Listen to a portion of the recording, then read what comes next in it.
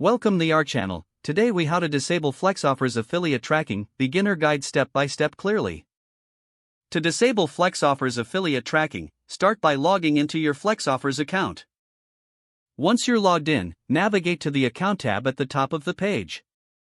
In the drop-down menu, look for account settings and click on it.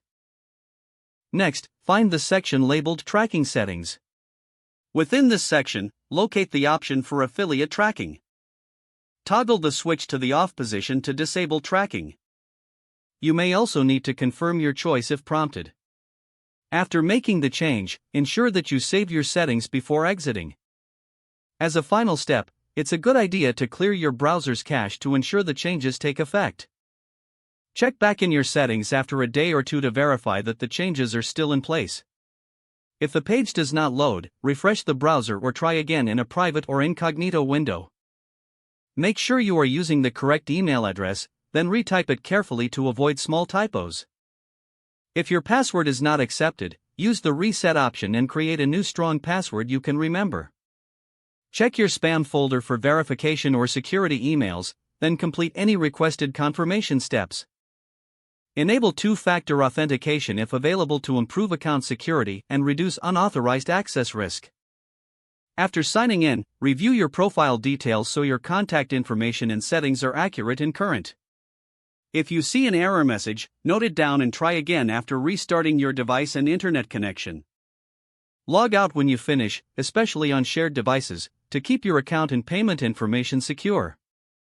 If the page does not load, refresh the browser or try again in a private or incognito window. Make sure you are using the correct email address, then retype it carefully to avoid small typos. If your password is not accepted, use the reset option and create a new strong password you can remember.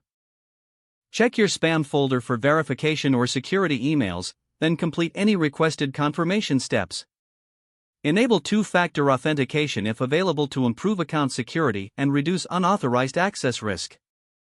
After signing in, review your profile details so your contact information and settings are accurate and current.